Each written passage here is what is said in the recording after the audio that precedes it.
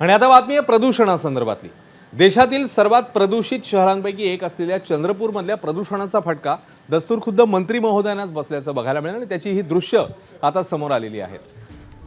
खुद्द पर्यावरण मंत्री पंकजा मुंडेंना याचा फटका बसलाय। चंद्रपूर दौऱ्याच्या वेळी पंकजा मुंडेंची आलिशान कार अक्षरशः प्रदूषणामुळे काळवंडलेली पाहायला मिळाली। चंद्रपुरात प्रदूषण रोखण्यासाठी दीर्घकालीन उपाययोजना करणार असल्याचं मंत्री पंकजा मुंडेंनी म्हटलं। प्रदूषण नियंत्रण मंडळाच्या अधिकाऱ्यांच्या मनमानीला चाप लावण्याचं आश्वासनही त्यांनी दिलंय।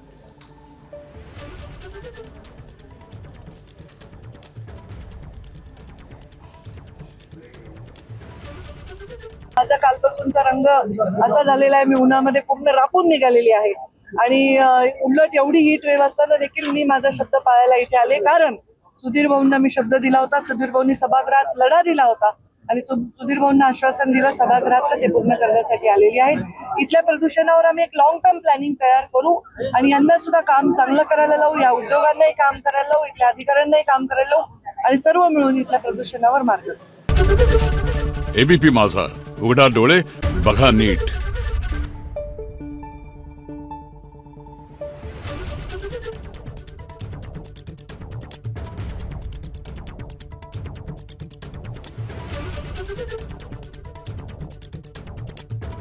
Thank you.